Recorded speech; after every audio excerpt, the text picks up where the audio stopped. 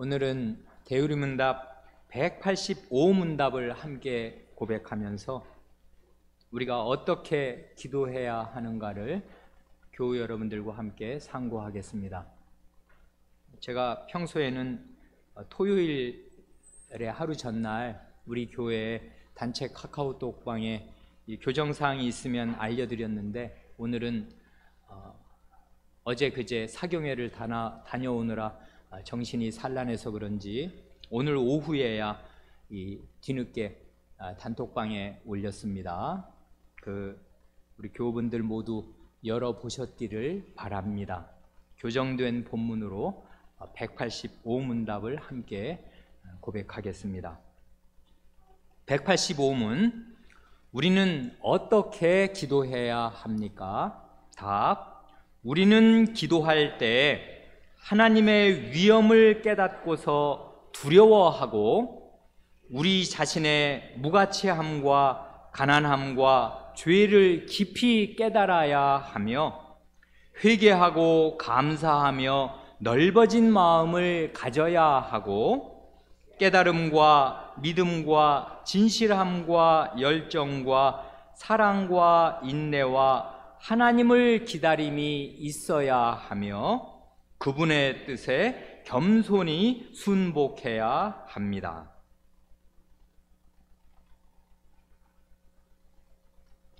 요 몇 주 동안 우리가 계속해서 고백하고 배우고 있는 대로요, 이 웨스트민스터 대우리문답은 182문답에서 성신께서 마땅히 빌 바를 알지 못하는 우리의 기도를 도우시되 누구를 위하여 기도할 것인지, 무엇을 위하여 기도할 것인지, 그리고 어떻게 기도할 것인지를 깨닫게 하여 주신다고 182문답은 고백합니다. 그래, 그 다음 183문답에서는 누구를 위하여 기도해야 하는지, 그 다음 184문답에서는 무엇을 위하여 기도해야 하는지 우리가 고백하면서 배웠고, 오늘 이 185문답에서는 그 시리즈에 말하자면 마지막 삼아서 어떤 마음 자세로 기도해야 하는지를 성신께서 깨우쳐 주시는데, 그 깨우쳐 주시는 그 내용이 무언가를 이제 이 185문답은 가르쳐 줍니다. 그 답을 이렇게 보시면 크게 두 부분으로 나누겠습니다. 전반부와 후반부 이렇게 대강 큰 내용만 이렇게 나눈다면요, 전반부에서는 어떻게 하나님께 기도해야 하는가 하면 그 마음자리가 말이에요, 자신의 죄를 깨닫고 겸비한 마음으로 회개하는 태도로 하나님께 기도해야 한다, 그걸 주로 말씀하는 것 같고요.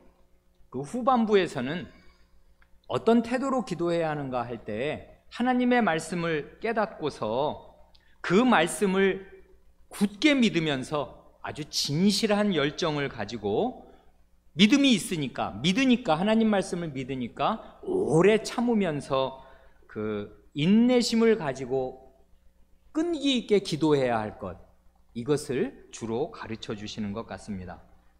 그래, 이 두 가지요, 자기 죄를 깨닫고 겸비하게 회개하는 심정으로 기도한다는 것과 하나님의 말씀을 믿는 믿음으로 아주 진지한 열심을 가지고서 오래 참으면서 끈기 있게 기도한다는 것, 이 두 가지를 오늘 우리가 방금 읽은 누가복음 18장의 두 비유는 잘 보여줍니다. 물론 그 순서는 앞뒤를 바꿔서 말이에요.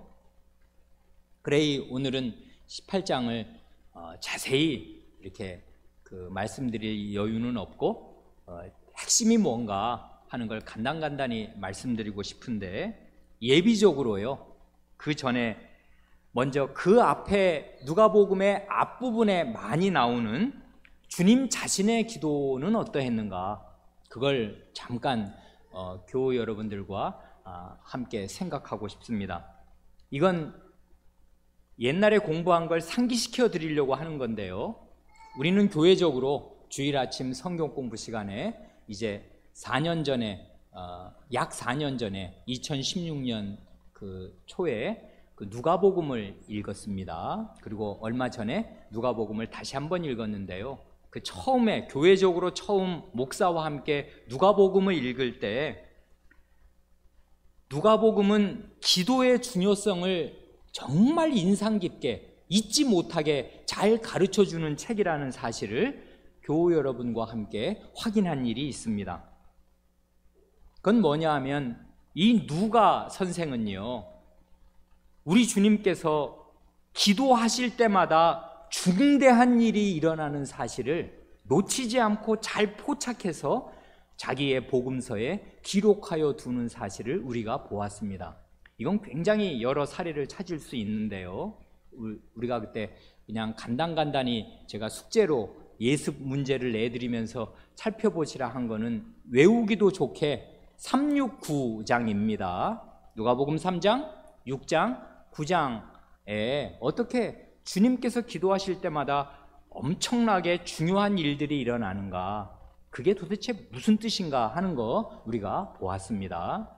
자세히 살필 여가 없고 간단하게만 기억을 상기시켜 드리면서 말씀드리면, 누가복음 3장에는 주님께서 세례 받으실 때 기도하시거든요. 세례 받으시고 기도하실 때 엄청난 일이 일어나는데 삼위 하나님이 거기에 다 등장하십니다. 예를 들면 하늘이 열리고요, 성신이 비둘기같이 하늘에서 내려오시고요, 그리고 하늘에서 하나님 아버지의 음성이 들립니다. 이는 내 사랑하는 아들이요 내 기뻐하는 자라 하시는 그 하나님의 음성이 들려요. 이게 결국은 그리스도 임명식입니다. 그리스도가 성신으로 기름 부음을 받으시는데요, 이 일 전에 그리스도께서 그리스도로 취임하시기 전에 기도하신다고요. 근데 이 사실이 예수님의 세례 장면은 다른 복음서에 나오지만 누가복음에만 기도하실 때 그 말이 들어 있습니다. 예수님께서 기도하시면서 기도하실 때 그리스도로 임명받으십니다. 그래 그리스도께서 그리스도로 임명받으신 다음에 밤새워 기도하시는 일이 나옵니다. 6장에 가면 그 그리스도가 그리스도의 일을 이루는데 가장 중요한 일을 위해서 밤을 새워 기도하시는데, 그건 뭐냐 하면 밤새워 기도하신 뒤에 그리스도로 하실 일은 그리스도의 나라, 하나님의 나라를 세우시는 일인데요, 나라를 세우려면 기초석이 12기초석이 있어야 됩니다. 그래 하나님 그리스도께서 이루시는 새 이스라엘, 새로운 하나님 나라의 12기둥, 12기초석이 될 12사도를 선택하셔서 그 명단을 발표하시기 전날 그리스도께서 밤새 기도하십니다. 그러니까 이건 그리스도의 일과 아주 결정적인 관계가 있는 것이지요. 지금 이 그리스도의 기도와 그리스도 되심과는 뗄래야 뗄 수 없습니다. 9장으로 가면 그렇게 뽑아놓으면 뭐해요? 사도를. 그 사도는 그리스도가 누군지를 제대로 아는 믿음이 있어야 합니다. 그래 제자들의 신앙 고백을 받으시기 전에 그리스도께서 따로 기도하십니다.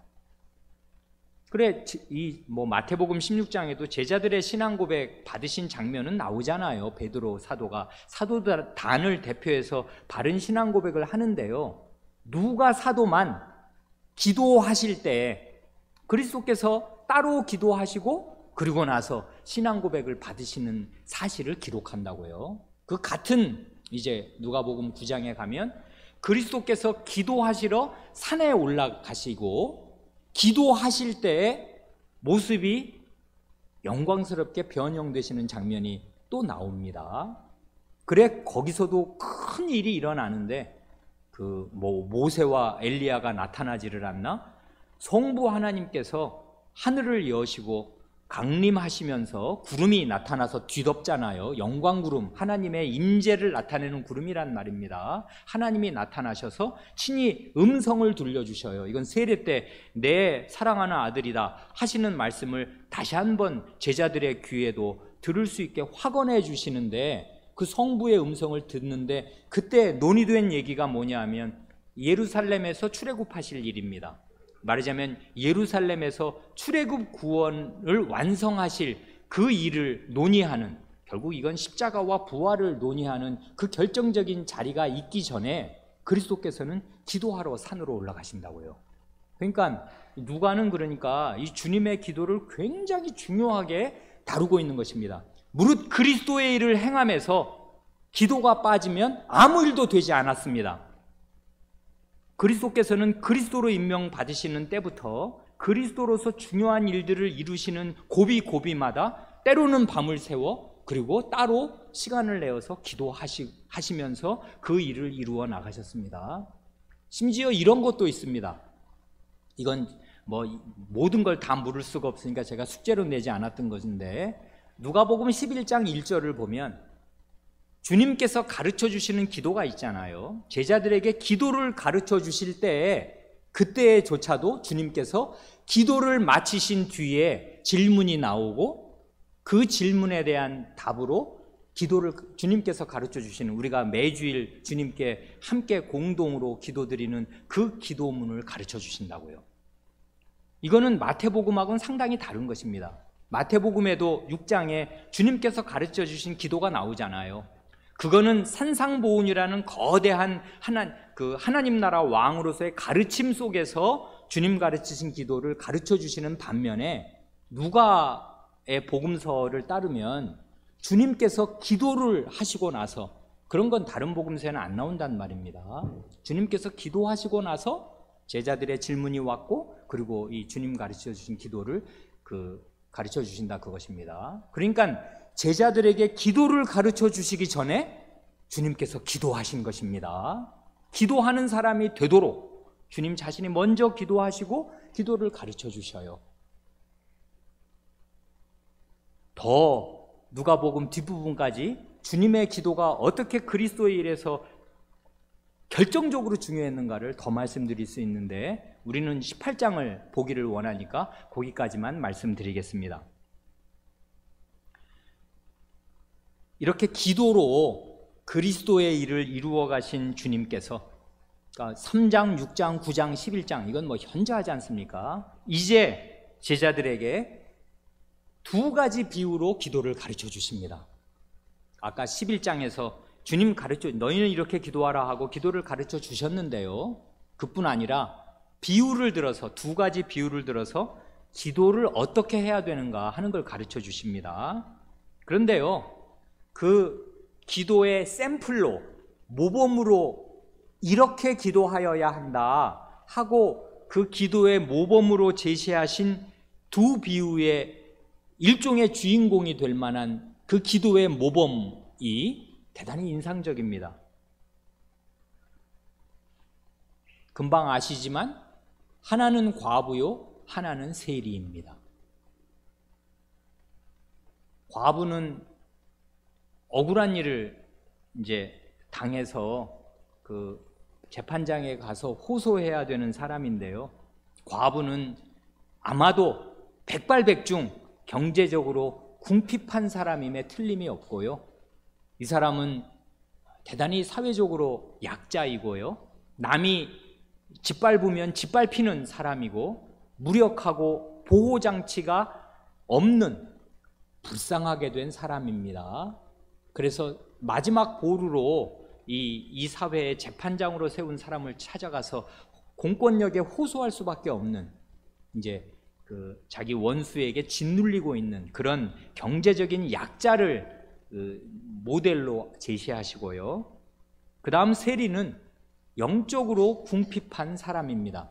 이 사람은 경제적으로는 상당히 부유할 겁니다, 아마도.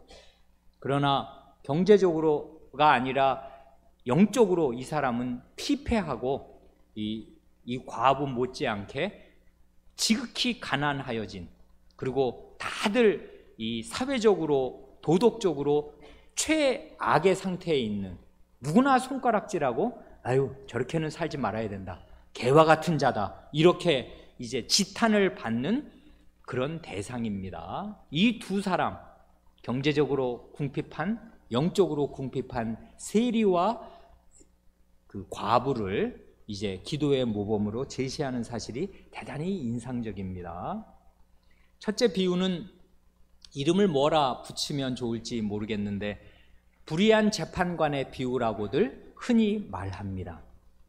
여기 보면 그런데 이 첫 번째 비유 1절부터 8절까지가 그 첫 번째 비유요, 9절부터 14절까지가 이제 두 번째 비유지 않습니까? 첫 번째 비유를 그 말씀하시는 취지를 알려면 1절과 8절 그 첫 번째 비유의 처음과 끝을 확고히 붙들고 있어야 합니다. 이걸 왜 주님이 얘기하시냐 하면 주님의 마음은 이 기도에서 이걸 가르치고 싶은 것입니다. 뭘 가르치고 싶어요? 주님께서 항상 기도하고 좌절하지, 낙심하지, 절망하지 말아야 될 것을 주님은 가르치고 싶습니다. 그런데 어떤 문맥에서, 어떤 상황에서 항상 기도하고 절망하면 안 되냐 하면요, 8절입니다. 인자가 올 때에 세상에서 믿음을 보겠느냐 하시지 않습니까?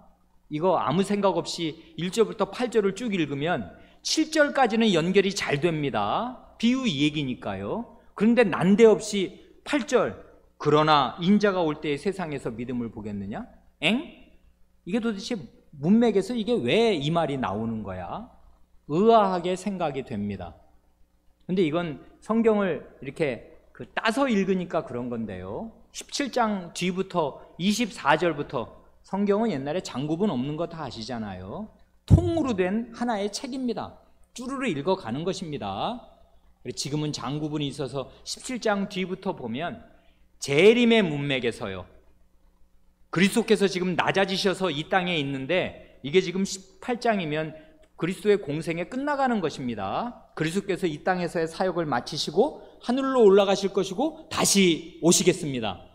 그리스도의 재림을 지금 염두에 두시면서 그리스도께서 기도를 가르치시는데요, 그리스도께서 다시 오실 때에 이 세상에서 믿음을 보겠느냐 하십니다. 이 질문 앞에 서면 너무나 우리 마음이 송구스럽습니다. 주님이 물으십니다. 이 대답이 없어요. 그리고 끝난단 말입니다. 맨 마지막 말이 퀘스천 마크로 끝난단 말이에요. 인자가 세상에 다시 올 때 이 세상에서 믿음을 가진 사람 찾을 수 있을까? 하고 말씀을 마치시는 것입니다. 예수님이 지금 뭘 몰라서 제자들한테 답을 얻고 싶으신 것입니까? 그게 아니고 믿음을 촉구하시는 거란 말입니다. 인자가 다시 올 때, 그리스도께서 심판의 주인으로 이 세상에 다시 오실 때 믿음을 가지고서 항상 좌절하지 않고 믿음의 기도를 드리고 있는 사람을 찾아볼 수 있을까? 하고 말씀하시면서 세상을 떠나시는 것입니다. 말하자면 그래, 이 말씀을 듣는 제자들이 항상 기도하면서 낙심하지 말고 끈질기게 기도해야 할 것을 주님께서 촉구하시는 뜻으로 이 비유를 지금 말씀하시는 거라고요. 그게 우리 17장과 18장을 함께 읽을 때 얻는 보람입니다. 그리고 그게 이 8절에 박혀 있어요. 이 말씀을 하시는 근본적인 상황과 배경이 박혀 있습니다. 주님의 재림입니다. 그런데요, 여기 항상 기도하라고 할 때 우리가 항상 기뻐하라, 쉬지 말고 기도하라 그런 말씀도 있지 않습니까? 그런데 쉬지 말고 기도하고 여기 보면 항상 기도하라는 말이 문자 그대로 24시간 기도하라 그 말이겠습니까?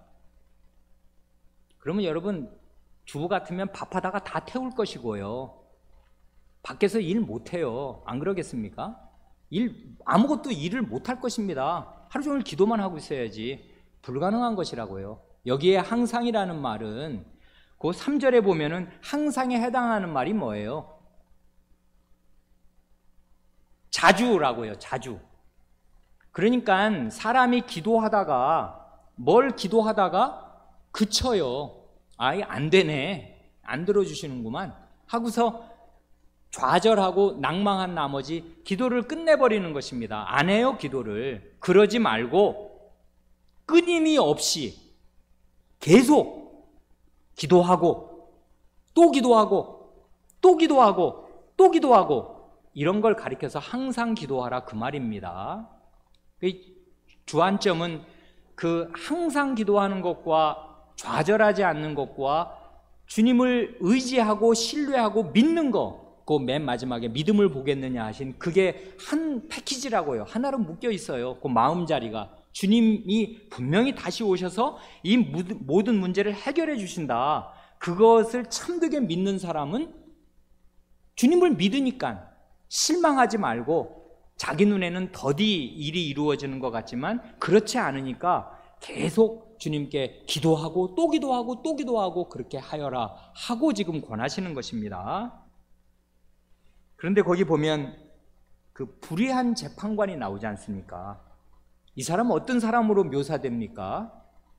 두 번 반복되는 말이 있는데요, 주님의 입으로도 말씀하시는데, 하나는 더 희한한 거는 자기 입으로 자기 속으로 자기를 뭐라고 내가 어떤 사람인데 하고 말하는 게 주님의 평가하고 똑같습니다. 이 불의한 재판관, 그게 아주 흥미로운데요, 어떤 도시에 이런 사람이 있습니다.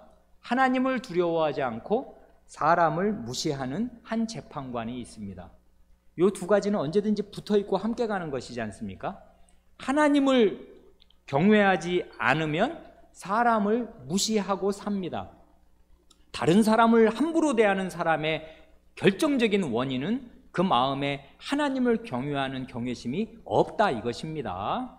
보이지 않는 하나님을 경외하지 않으면 눈에 보이는 그 하나님의 걸어다니는 동상들인 사람을 반드시 무시하고 함부로 대합니다. 그래, 하나님을 두려워하지 않는 것, 사람을 무시하는 것은 사실은 하나인데요, 사람을 어떻게 대하는가를 가만히 보면 그 속에 하나님을 경외하는 경외심이 있는가 없는가, 저자가 지금 하나님을 두려워하는 사람인가 하나님을 우습게 여기는 자인가가 단박에 판가름 난다 그것입니다. 그래, 이런 재판관이 있는데요, 이 재판관이 나중에 4절 보면 지도 속으로 생각하지 않습니까? 나는 말이야, 나는 하나님을 두려워하지 않고 사람을 무시하는 사람이야, 그건 나도 알아 하고서 자기를 그렇게 주님의 평가와 똑같이 인식하고 있습니다. 그런데 이 사람에게 한 가지 문제가 지금 생겼지 않습니까? 귀찮아 죽겠어요 지금. 아니 밤에도 오고 아침에도 오고 좀 쉴만하면 와서 낮에 좀 쉬어야 되겠는데 와가지고 자꾸 뭐라고 하는데, 그게 뭐냐 하면 거기 3절과 5절에 나오는 과부의 원한입니다. 거기 3절에 그러지 않습니까? 내 원수에 대한 나의 원한을 풀어주소서. 과부니까요, 남편이 없어요. 지금도 그러면 안 되는데 옛날에는 남편이 없으면은 경제력이 없어지는 것과 마찬가지고요, 엄청난 유산을 물려주지 않는 한 이 여성은 대단히 가난할 수밖에 없고요, 그리고 지금은 마트에 가서 현금 징수하는 그런 거 할 수 있는 시대도 아니란 말입니다. 지금은 그렇지만 옛날에는 그런 직업이 없다는 거 아닙니까? 그래, 과부가 되면 대단히 어려운데 이 사람이 굉장히 억울한 일을 당했습니다. 힘없는 사람 못 살게 구는 게 사회의 일반 속성 아니에요? 가난한 사람은 더 짓밟습니다. 약자를 짓밟아요. 그래서 이 사람이 자기의 대적자로부터 억울한 일, 너무나 가슴에 사무치는 억울한 일을 당했는데, 이게 그냥 단순히 원수 갚아달라는 게 아니고 이거 해결 안 되면 과부로서 이 땅에서 살아갈 길이 아마 없을 겁니다. 생존이 걸린 문제라고요. 그래, 아마 재산을 강탈을 당했든지 말이에요. 그러니까 이거 나 살려니까 이 재판관에게 와서 호소하고 또 호소하는 것입니다. 그래, 재판관, 이게 원한이라는 말이 2번 나오는데요, 거기 3절에서 과부의 입에서 한 번 나오고 그 다음에 재판관의 입에서 한 번 나오지 않습니까? 내가 그 원한을 풀어주리라.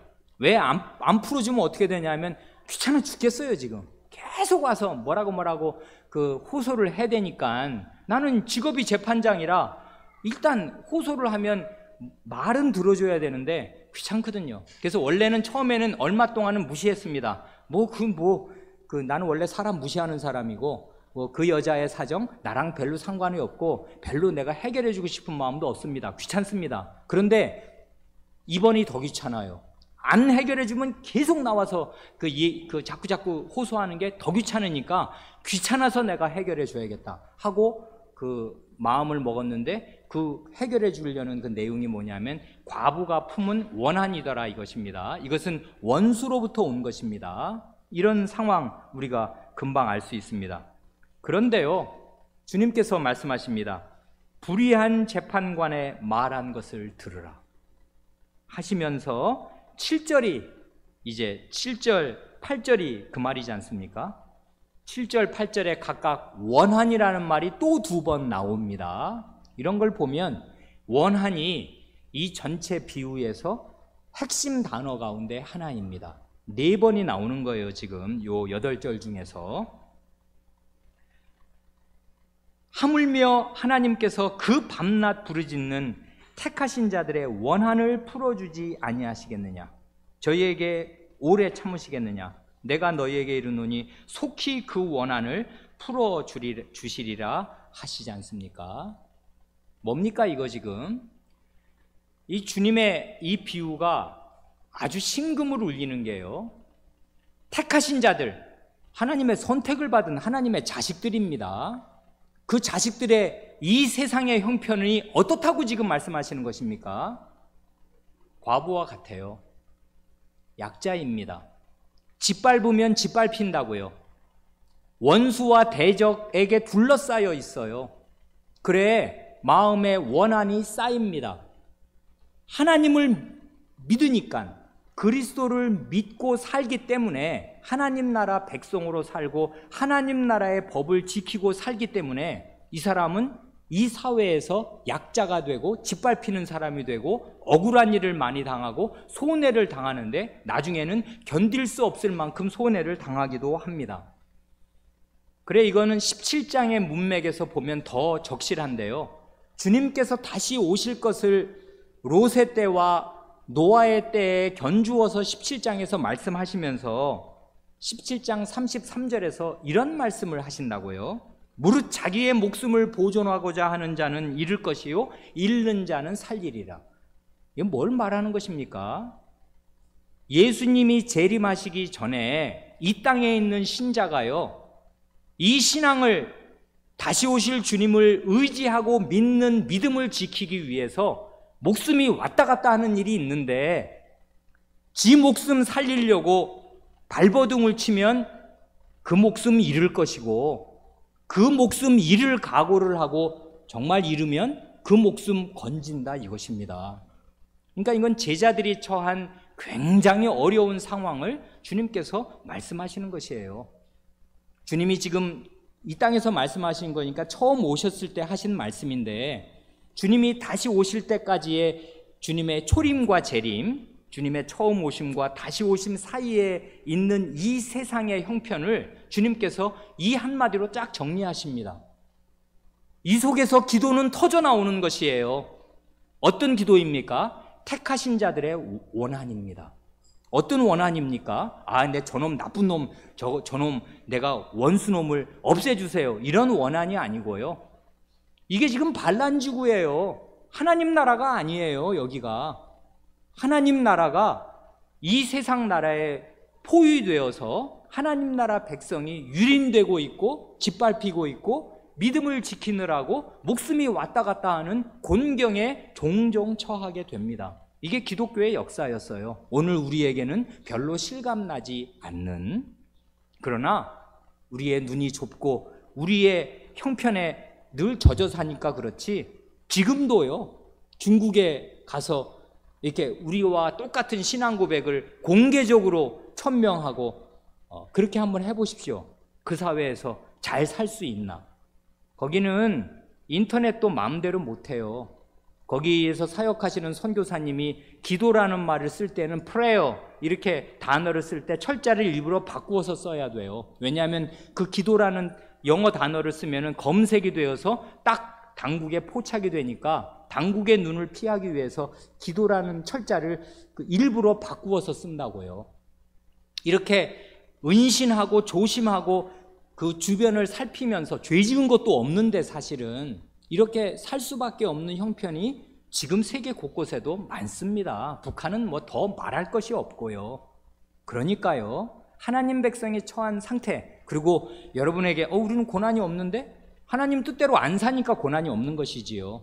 하나님 뜻대로 하나님 말씀 다 지키면서 내라는 세금 다 내고 한번 살아보십시오. 그리고 하나님 말씀을 지키기 위해서 양심을 지키면서 살아보시라고요. 얼마나 어렵고 얼마나 손해가 많고 살 수가 없게 되고 직장에서 잘리게 되는가. 그러면 먹고 살 길이 얼마나 막막하게 되는가. 그러니까요, 하나님 뜻대로 살면 이 세상은 문자 그대로 고해, 고통의 바다입니다. 이런 상황을 주님이 아시고서 과부를 비유로 드시면서 과부에게 대적자들이 있고 원한이 있다. 그런데 과부가 그 불의한 재판관에 가서 호소하고 또 호소하고 또 호소하고 또 호소하고 자주자주 그렇게 호소하니까 그 못된 놈이라도 지가 귀찮아서 들어주시는데 하늘 아버지가 그만 못하냐? 하물며 하늘에 계신 너희 아버지, 너희를 자기의 자녀로 선택하신 그 하나님께서 그 불의한 재판관만도 못하시겠냐 하고 주님이 역설적으로 우리에게 기도를 호소하시는 것입니다. 그러면서 맨 마지막에 아까 말씀드린 의문문으로 마친다는 것 아닙니까? 그러나 내가 이렇게 기도하라고 깨우쳤건만은 내가 다시 오시는 그날에 이 세상에서 이렇게 믿음으로 낭망치 않고 주님의 공의가 재림으로 이루어질 그날을 간곡히 바라면서 반드시 그날이 오고야 말리라. 그리고 와서 이 불의한 이 세계를 평정하여 주시고 우리가 온유한 자들이 이 땅을 기업으로 받을 것을 확정하여 주시고 나타내 주시고 실증하여 주십시오 하고 간곡한 하나님 나라 백성다운 소원과 탄원을 가지고 지침이 없이 기도하고 또 기도하고 기도하고 또 기도하고 낭망치 않은 그런 사람들 내가 찾아볼 수 있을까? 하고 주님께서 의문문으로 이 비유를 마치십니다. 우리의 마음에 호소하시는 것이에요.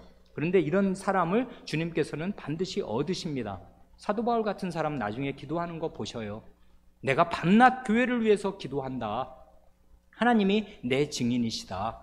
하나님을 증인으로 세워놓고 그 하나님 앞에 나아가서 자기가 어떻게 교회를 위해서, 하나님 나라를 위해서, 이 공의를 위해서 그리스도께서 다시 오실 때까지 죽는 날까지 쉬지 않고 기도하는 것, 그런 사람을 주님은 얻으십니다.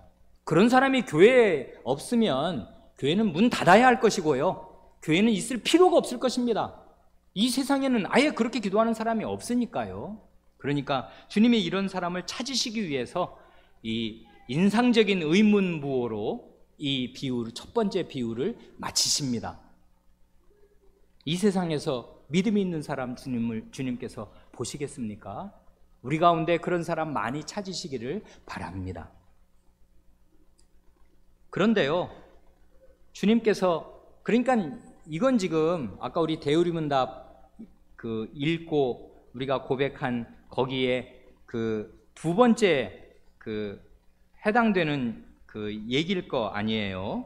깨달음과 하나님 말씀을 깨달아야죠. 그래서 그리스도께서 다시 오시겠습니다. 그러면 하나님 말씀을 깨달으면 마음에 믿음이 생길 것이고요, 진실한 열정이 생길 것입니다. 기도해야지요. 주님이 다시 오시면 이 모든 문제는 풀릴 것입니다. 근데 언제 오신단 말입니까? 우리 눈에는 2000년 동안 안 오셨는데요, 하나님께는 하루가 1000년 같습니다. 하나님께는, 하나님의 그 영원한 눈으로 보시면 이틀밖에 안 지난 것이에요. 금세입니다. 앞으로 또 1000년이 간다 한들 하나님께는 3일밖에 지나지 않은 것입니다. 그걸 문자적으로 그냥 들이대서 해석을 하더라도 그렇단 말입니다. 하나님께는 그러나 확정되었어요. 그러니 이 하나님의 말씀을 믿으면 진실한 열정이 생겨서 하나님을 사랑하는 마음으로 인내심을 가지고 하나님을 기다린다고요. 그래 이 끈질기게 기도하는 그 기도에서 그의 믿음이 입증됩니다. 그러니까 이런 식의 끈질긴 기도가 없으면 그 사람은 사실상 신자가 아니거나 어린아이입니다. 어린아이들은 끈질긴 기도를 하려야 할 수가 없거든요.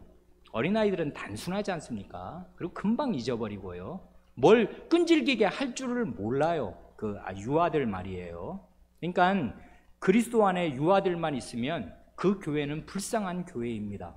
이런 끈질긴 기도, 택하신 자들의 원한을 품고서 하나님의 명예가 땅에 떨어지고 있는 이 역전된 현상, 이건 이해할 수가 없고 용납할 수 없는 현상이지 않습니까? 하나님의 공의가 계속 짓밟힌단 말입니다. 이 모든 게 하나님의 땅인데 하나님의 이름이 이 땅에서 드러나냐고요. 그러면 그게 어떻게 원한으로 안 쌓이냐고요. 자기 아버지의 이름이 계속 사람들의 그 생활과 말과 생각에서 계속 모독을 받는데 어떻게 자식들의 마음에 분기가 안 일어나냐고요. 이건 개인적인 원한이 아니에요. 택하신 자들의 원한이지 않습니까? 하나님 나라가 이렇게 될 수는 없다. 이렇게 질이 멸렬하게 될 수가 있나? 오늘 우리가 성경 공부 시간에 다니엘을 보았지 않습니까?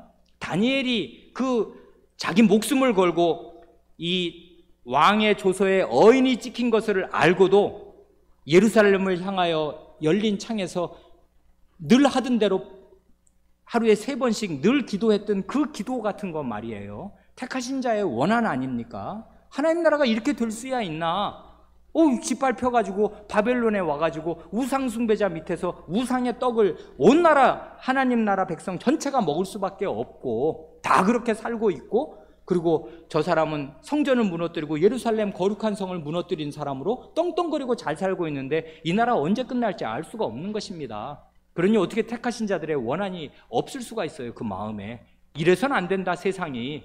그러니까 나는 우상으로부터 나 자신을 지킬 뿐 아니라 이런 세계가 역전되기를, 하나님께서 자신의 이름을 떨쳐주시기를 마음에 간곡함을 품고서 기도합니다. 그게 원한이라고요. 원한이라는 말이 우리말로는 이제 좀 이렇게 부드럽게 와닿지 않으니까 뭔 원한 그러겠지만, 이게 원한이라고 번역되어도 너무나 좋은 말입니다. 한이 맺힌다고요. 자기가 무슨 어렵게 살고 공부를 배우고 싶었는데 학교를 못 다녀서 한 맺히는 거 말고요. 그런 개인적인 한이 아니고 하나님 나라 백성으로서의 한, 하나님의 이름이 땅에 떨어지고 하나님의 세상이 반란직으로 가득한 이런 데 대한 분개심, 하나님의 공의가, 하나님의 심판이 정당하게 시행돼서 나타나서 모든 질서가 바로잡혀야 하리라는 이 강렬한 소원, 이것이 없이 무슨 그게 하나님의 백성이며 하나님의 자식이겠습니까? 무슨 그게 세자이며 왕자이며 공주이겠습니까? 정신 나간 사람이잖아요. 그 공주고 세자이고 왕자인 사람이 자기 볼일 보러 다닌다는 것은 나라를 생각하지 않는 거지 않습니까? 그래, 택하신 자들의 원한을 품고서 하나님 백성은 기도하는 것입니다. 그래, 하나님 나라가 특별히 위기에 처하고 어려움을 당할 때, 이 다니엘서 9장 이번 주에 읽으신 줄로 다 아는데, 그 9장을 읽으면 택하신 자들의 원한이 너무나 뼈에 사무치게 잘 나타나면서 자기 죄를 회개하는 기도들이 거기에 이제 쭉 나타나 있는 거 우리가 보았습니다. 두 번째, 그 바리새인과 세리의 기도는요, 이건 하도 이제 유명한 기도여서 길게 얘기할 필요가 없겠는데요. 이 주님께서 말씀하시는 취지는 거기 9절에 나타나 있습니다. 자기를 의롭다고 믿고 다른 사람을 멸시하는 자들, 그런 사람을 주님은 아셨습니다. 그게 누구인지 아시고 그런 사람들이 하나님 나라 안에, 이 이스라엘 나라 안에 있다는 것을 아셨습니다. 그래, 너희는 그렇게 기도하면 안 된다 하는 뜻으로 반면교사를 들어서 지금 가르쳐 주십니다. 그런데요, 거기 바리새인의 기도를 이렇게 보시면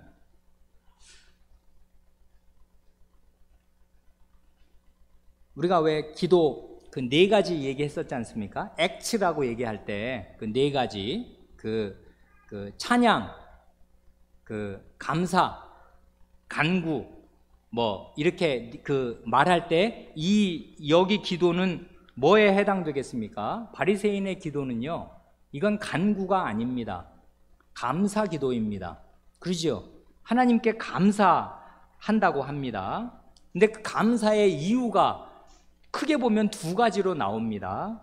뭐냐 하면, 나는 다른 사람과 같지 않은 것을 감사하고 있습니다. 그렇지요, 지금? 나는 다른 사람들, 곧 토색 불의 간음을 하는 자들과 같지 않습니다. 그리고 저기 보니까 성전뜰 저기 구석탱이에 세리가 서 있는데요, 저 세리와도 같지 않음을 감사합니다. 지금 하나님께 감사하는 마음입니다. 뭘 지금 감사하는 거냐면 앞부분을 보면 여기 토색하면 됩니까? 신자가 남의 돈을 뺏으면 되냐고요? 강도지 않습니까? 그다음에 불의, 이런저런 사회적인 불의, 그리고 간음을 행하면 이건 정말 큰일입니다. 그 당시 사회에서는 돌에 맞아 죽을 일이란 말입니다. 그러니 이런 건 하면 안 되지요. 토색, 불의, 간음을 행하지 않는데 나는 그렇게 하고 사는 사람들과는 나는 다르다.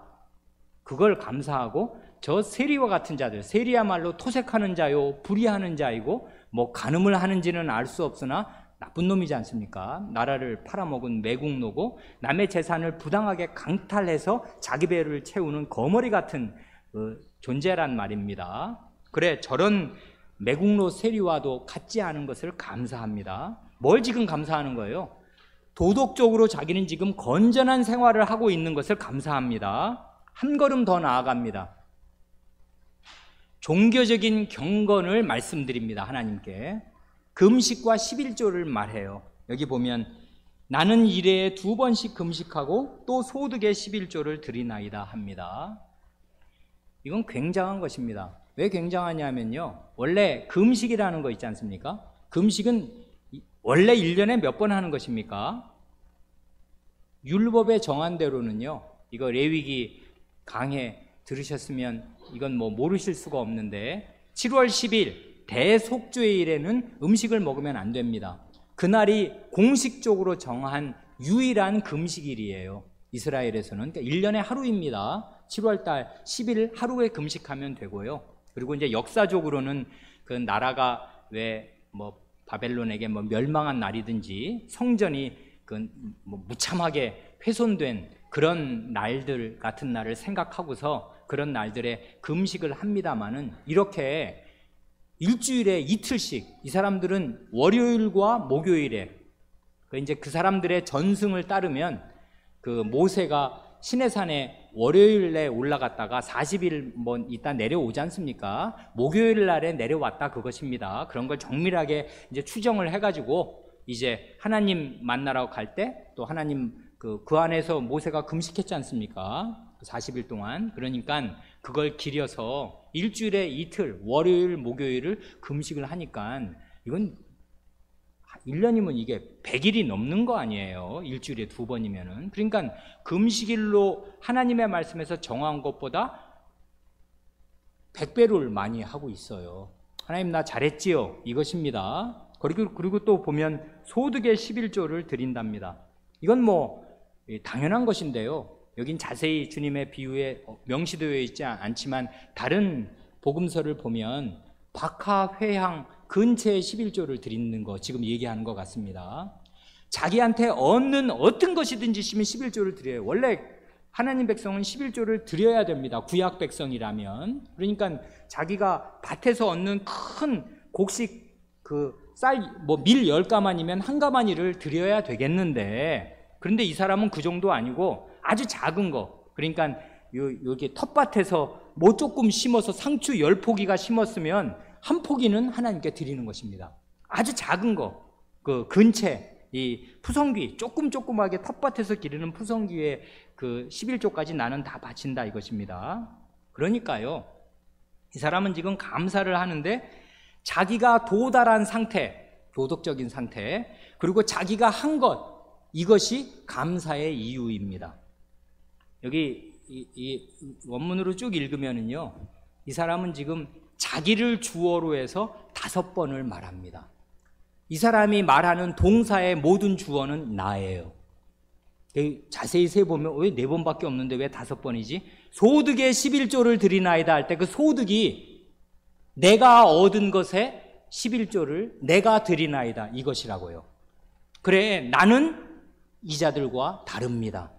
나는 내가 얻은 것, 나는 드립니다.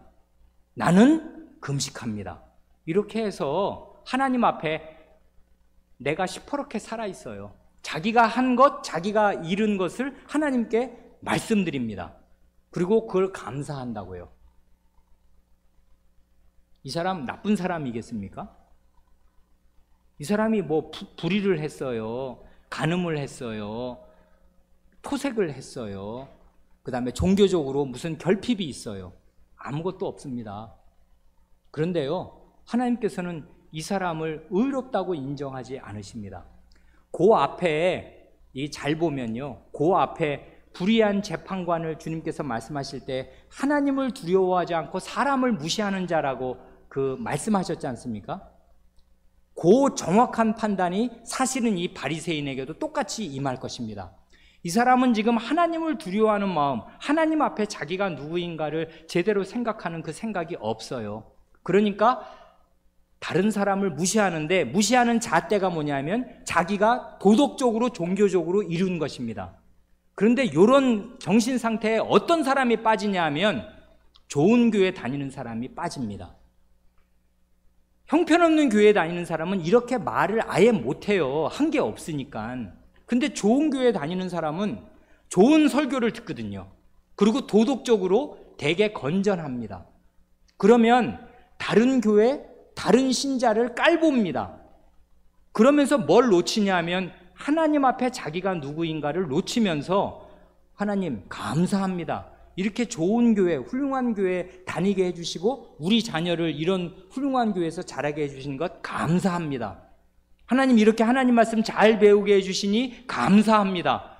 하나님 제가 이렇게 성경을 이번 2년 동안 또 한 번 읽게 해주셔서 감사합니다. 하나님 감사합니다 하고 감사의 목록이 쭉 나가는데 가만히 살펴보면 거기에 다 자기가 뿌리 박혀 있어요. 내가 한 것이고 내가 이룬 것입니다. 자기가 하나님 앞에 어떤 존재인가 생각 못해요. 그렇게 되면서 결정적으로 말하는 게 어디서 나타나냐면 다른 사람과 자기를 비교해서 자기가 더 나은 사람이라고 은연중에 생각하고 있는 게 그의 기도에서 배어나옵니다. 이렇게 되면 끝장이라고요. 주님이 그런 정신 상태를 정확히 짚어내십니다. 그리고 그 반대의 예를 드십니다. 세리지 않습니까? 세리는요, 주어가 하나님이에요. 나는 죄인으로소이다도 있는데요? 그럼 주어가 나 아닙니까? 원문에는 없어요. 그걸 잘 해석을 하면 죄인인 저를 덮으소서 이것입니다. 하나님이여 저를 불쌍히 여기소서 나는 죄인으로소이다 하는 말은 원래 무슨 말이냐면 나를 불쌍히 여기라는 말은 하나님의 그 불쌍히 여기시는 그 긍휼지심으로 죄인인 나를 덮어주십시오. 그것뿐입니다. 이 사람이 구한 건 딱 그거 하나예요. 죄인인 나를 하나님이 덮어주십시오. 불쌍히 여겨주십시오. 그거 하나입니다. 주어가 하나님이에요. 하나님이 하시는 일에 모든 소망을 둡니다. 자기가 한 것은 자기가 알아요. 죄인이거든요. 죄밖에 없어요. 그래 하나님 이 죄인인 나를 덮어주십시오 하는 그 불쌍히 여기소서 하는 말이 그게 속죄하다는 말의 어원이 똑같습니다. 하나님 죄를 속해 주십시오. 사해 주십시오. 용서해 주십시오. 덮어 주십시오. 그것입니다. 그랬더니 주님의 마지막 판단은 그거지 않습니까? 이 세리가 저 바리새인보다 하나님 앞에 더 의롭다함을 받았다 하십니다. 이때 의롭다함 받았다는 말은 의로워서 구원을 받았다, 지금 그 말을 여기서 말하려는 게 아니라요, 하나님께 어떤 사람이 용납을 받으며 어떤 사람이 내침을 받는가 할 때 이 바리새인의 정신 상태를 가지고 하나님 앞에 나오고 있거나 그런 상태로 기도하면 하나님께서 내치신다, 불의하다고 여기시고 의롭지 않다고 여기시는 반면에 이 세리와 같이 자기 죄를 알고 하나님 앞에 자기 죄를 고백하면 불쌍히 여기심을 받고 용납하심을 받는다. 그런 면에서 하나님께서 알았어, 옳다, 네가 더 옳다 하고 상대적으로 바리새인에 비해서 세리가 더 옳다고 하나님이 인정해 주신다, 그것입니다. 이건 사람의 기대를 완전히 뒤바꾸는 거지 않습니까? 우리 가운데 세무서 다니면서 딴 사람 등쳐먹고 그리고 어느 좀 세금 잘 안 내는 회사 협박해가지고 세금 더 많이 뜯어내는 그런 걸 다 우리가 알고 있는 사람이 온다 그러면 그런 사람 우리가 이렇게 형제로 잘 받고 싶겠습니까? 저 사람 진짜 나쁜 사람인데 나 저 사람한테 뜯긴 일이 있어. 이러면 그 사람 우리 교인으로 받고 싶겠냐고요. 그리고 그 사람이 나와서 기도하면 하나님께서 저런 사람 기도 들어주실까 생각하겠는데, 바리새인은 겉보기에 아무런 문제가 없지 않습니까? 그런데 그 마음자리를 하나님이 살피시고서 그 자기를 의롭다고 여기면서 다른 사람과 같지 않음을 강조한 이 바리새인을 하나님께서 안 받으시고 세리가 너보다 낫다 이렇게 판단하시는 것입니다. 그러니 하나님 앞에서는 다 죄인밖에 없어요. 바리새인이든 세리든 다 죄인인데 다만 자기 죄를 아는 죄인이 있느냐, 자기 죄를 모르는 죄인이 있느냐, 그뿐입니다. 그래 하나님께서 자기 죄를 알고 애통하면서 회개하는 마음으로 겸비한 태도를 취하는 사람은 불쌍히 여기신다, 그것입니다. 이게 주님께서 기도를 가르쳐 주신 두 가지라고요. 과부와 세리입니다. 너희 제자들 형편없습니다. 죄인들입니다. 그러나 하나님 앞에서 용납을 받아서 죄를 씻김 받으면 하나님 나라의 정신이 그에게 들어올 것이고, 그렇게 되면 이 사람에게 택하신 자의 원한이 있게 될 것입니다. 이게 이루어지지 않고는 마음 편히 살 수 없는 강력한 소원, 하나님의 공의가 이 세상에 나타나야 하겠다는 강력한 소원이 형성될 것이고, 그런 걸 믿음을 가지고 끈기 있게 기도하게 될 것입니다. 그거를 지금 얘기하였습니다. 여기 더 말씀드릴 것이 더 있는데, 우리가 찬송 공부를 하느라고, 오늘은 루디아 2부를 하느라고 아마 시간이 길어질 것 같아서 오늘은 여기까지만 말씀드리는 것이 좋겠습니다. 기도드리겠습니다.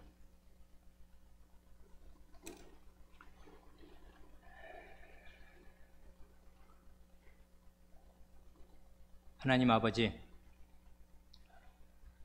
저희는 하나님께서 저희에게 요구하시는 그 높은 기준이 어디까지 미치는가를 왕왕 있사오며, 하나님께 받은 은혜가 있고 하나님께서 가르쳐 주신 말씀이 있으면 저희가 마치 무슨 성자가 된 듯이, 대단히 경건하고 의로운 사람이 된 듯이, 특별히 교회의 직분을 맡으면 자기가 더 경건한 사람이 된 것 같이 생각하기 일수인 헐수할 수 없는 가망 없는 죄인들이 옵니다. 이런 저희의 실상을 하나님의 말씀으로 알려주시고, 저희가 실제는 세리와 아무 다를 것이 없는 죄인들로서 그 마음으로 애통하며 가슴을 치며 감히 눈을 들어 하늘을 우러러 보지도 못하는 심정으로 죄를 회개하면서 하나님께 나아오되, 하나님의 말씀을 깨달으면 하나님 나라가 자기 마음의 소원으로 자리 잡아서 하나님 나라의 영예가 드러나지 못하고 하나님 나라가 이 세상 나라에 포위되어 유린되고 있을 때에는 마음의 분개심과 이런 그릇된 질서를 바로잡아 주시기를 간곡하게 원하는 소원을 품고서 끈질기게 하나님 나라를 위하여 기도하는 그 기도가 그 마음속에 형성될 것을 주님께서 말씀하여 주셨사옵니다. 그러니 주님, 저희가 이 두 가지 마음을 잃지 않게 하여 주시옵소서.